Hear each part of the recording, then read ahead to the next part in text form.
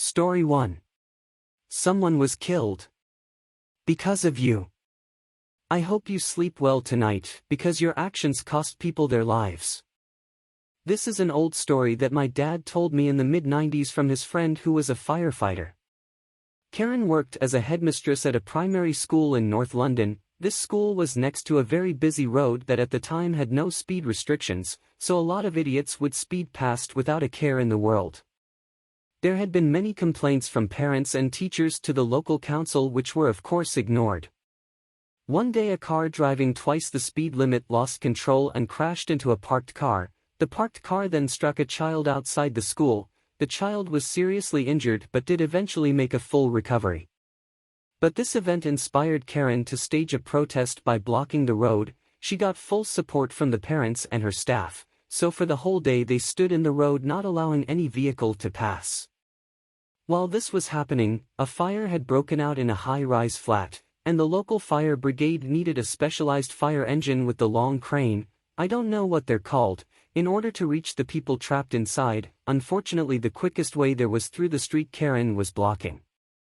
The truck was trapped in the traffic and couldn't get out unless Karen unblocked the road, but no matter how much the fire crew demanded and begged, Karen refused to let anyone through. Her reason: a child was nearly killed here. Apparently she said this sentence repeatedly, even to the police when they threatened her with arrest.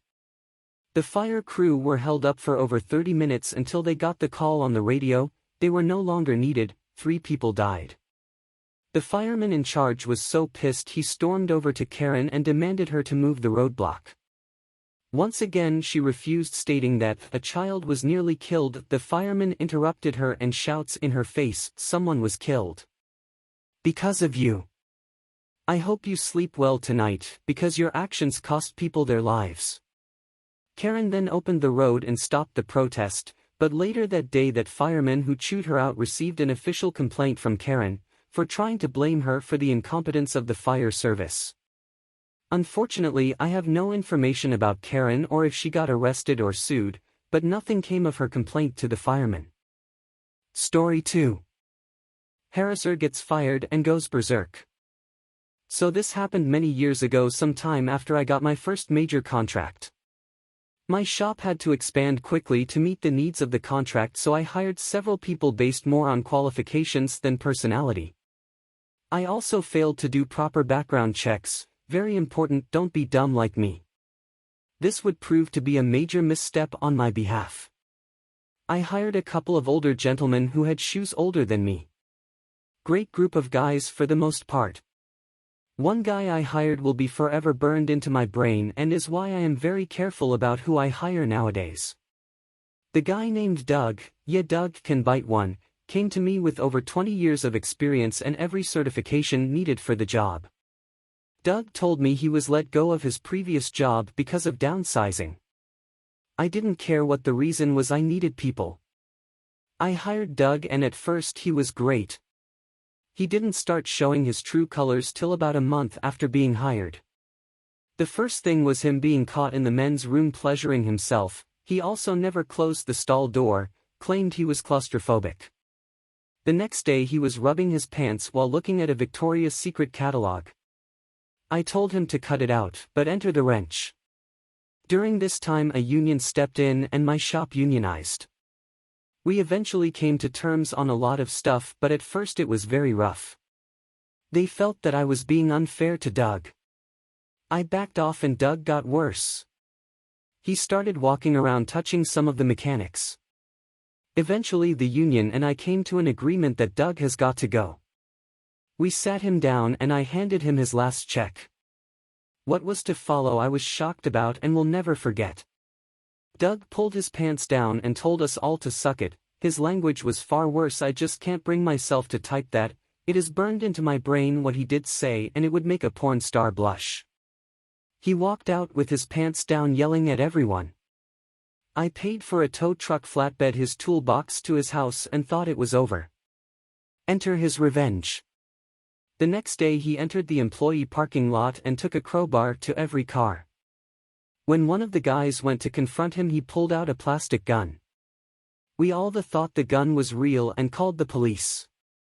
He finished smashing every windshield and drove off.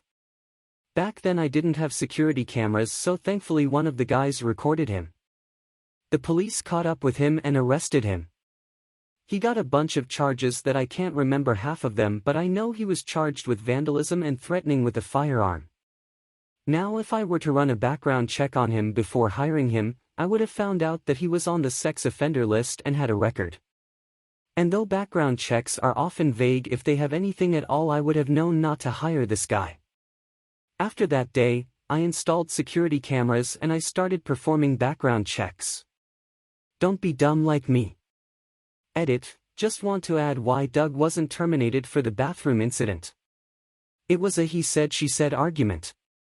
It did lead to his dismissal eventually. He claimed that the stall was too cramped and that he was wiping. The other part of the problem is the person who caught him is known to over-exaggerate stuff. Whether or not it actually happened is still up for debate all these years later. Story 3. Ding dong, the witch is dead, give me your inheritance or I'll call CPS. As I stated before, life has been pretty great, except for what I'm about to post here. Just a little update on me and my kids, we're all doing well. I'm still with my boyfriend Kyle and we're enjoying a meaningful, loving and wild relationship. I'm no longer a dancer as I had to have some surgery on my lower back to fix a spinal issue that I had been dealing with for a number of years. Due to some in-house drama at the club, I decided to quit. Nothing post-worthy, as it really had nothing to do with me personally. I now work from home again, but I'm still good friends with everyone at the club. Anyway, that's about it for the update.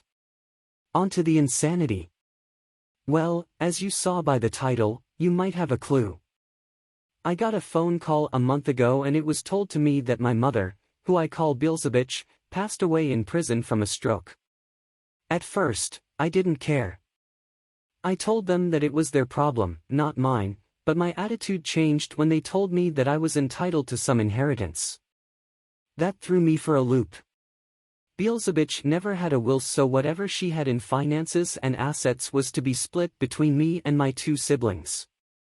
Apparently, she has been dead for over 4 months and I was only just informed about it. Trippy. I became unhinged when I heard the number. From the deaths of my grandparents, this bitch was sitting on nearly $500K. I had assumed she squandered the money to pay for her own bullshit during the years I still lived with her, which was why she always demanded money from me, but no, she never touched it and just lived off Social Security, whatever she could get from relatives and my income up until I moved out. I was seething. Not only did she have the money to pay her own bills, but she took so much money from me over the years and all of the bullshit she put me through, all because of her own greed and narcissism. I was furious. In total, she had the $500K, the house, and my grandparents' house in assets. A lawyer was assigned to her estate recently to work everything out, and she spoke to with my siblings about their shares. Because they are also in jail, they want me to be the one to handle it all. So I had to take time off work and go back to my old state to handle everything. I visited my siblings in jail and we talked. They both acknowledged that Beelzebub had destroyed their lives in many ways and manipulated them into treating me like shit. I learned the reason behind why Beelzebub had it out for me. I was the only one that worked hard to succeed in life. My siblings were both lazy and just gave in whenever she snapped her fingers. Not me. I was the better child and she resented me for it. She saw I was going to surpass her in life and it bothered her. She did love my son, but it was a love that was built on a foundation of jealousy and bitterness that she felt for me. Not healthy. I chose to have her cremated as I wasn't going to plan some elaborate funeral for the woman who tried to destroy my life and kidnap my fucking kid. Her ashes were dumped into the nearest body of water, eliminating her from existence. Farewell, Beelzebub. My siblings asked me to hold their shares until they were released. They both apologized and said they won't be a bother to me once they are. I told them it was no trouble and that I forgive them. Maybe we can work on some form of a familial relationship once they are out. Maybe. I'm very skeptical. I decided to give them both the houses and their shares of the money once they are free. I have no desire to live in my old state again so close to my ex-husband. I set up a bank account and put their shares into it and it'll sit there until they are free. The house keys are in a safety deposit box at the bank, along with the house deeds and some other heirlooms I don't want for myself. I was able to go into my old house and collect a few things I had left behind when I moved. On to the drama. A few of my shitty relatives had learned about Beelzebub dying and filed in small claims court to sue me for a cut of the inheritance. Apparently Beelzebub had borrowed a lot of money from them and never paid it back, so they were going to go after me for it. The judge dismissed their cases because there was no contract, and because Beelzebub is dead, there was no way to determine if their claims were true or not. If they had simply asked me, I would have given them some of the money, but now because they tried suing me, I'm keeping the cash out of fucking spite. One of them even tried to get their claim on fucking Judge Judy, but it didn't work. I guess Judge Judy had better shit to do. LOL. No, woman.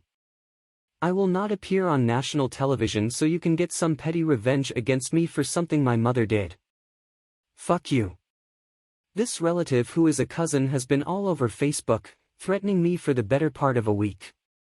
She is making claims against me that I am abusing my children, threatening to call CPS, that I stole from her, and a bunch of other shit that the other relatives are trying to question me over. I sent her a very direct message that if she didn't tell the truth, I would be sending the screenshots to her employer and filing against her in small claims court. I reminded her that her case was thrown out because she can't get blood from a turnip. Beelzebub borrowed money, sorry, but that isn't my problem. She was forced to tell the truth, and now many of my relatives won't talk to her. Mind you, most of them are shitty, so they get no points for the minor amounts of integrity. I'm back home now and ready to continue on with my life like this last month didn't happen. Story 4. Entitled woman tries to take my wife's accessible parking spot, then gets angry when I call her out. I'm a 42-year-old trans woman, and I live in an apartment building with a reserved accessible parking spot for my wife, who is wheelchair-bound. Yesterday, I came home to find a red Chevy Silverado parked in our spot. There was no disabled placard or license plate tag, so I knocked on some neighbors' doors to see if they knew who it belonged to. No one answered. I decided to make a fake parking ticket, citing the violation as parking in a reserved accessible space without proper placard. Right after I put the fake parking ticket on the truck's windshield, the owner of the truck came out and asked me what I was doing. I told her she was parked in our spot, and she rudely said she was working for building management and if I had a problem I needed to take it up with them. I told her it wasn't her spot and she needed to move, but again she refused. I went back upstairs and into my apartment. A minute later, I heard a knock at the door and opened it to find the fake parking ticket in the door jamb with their reply written on the bottom. They had written some transphobic and homophobic slurs on it. I went back outside with my phone out to try and take a picture of their license plate. However, an angry-looking young man was at the bottom of the stairs. He told me I needed to watch what I say to his mama. He said I didn't look disabled. I told him it is my wife who cannot walk. He then asked where my car was, implying he wanted to do some damage to it. He called me the N-word, then misgendered me and was acting aggressive.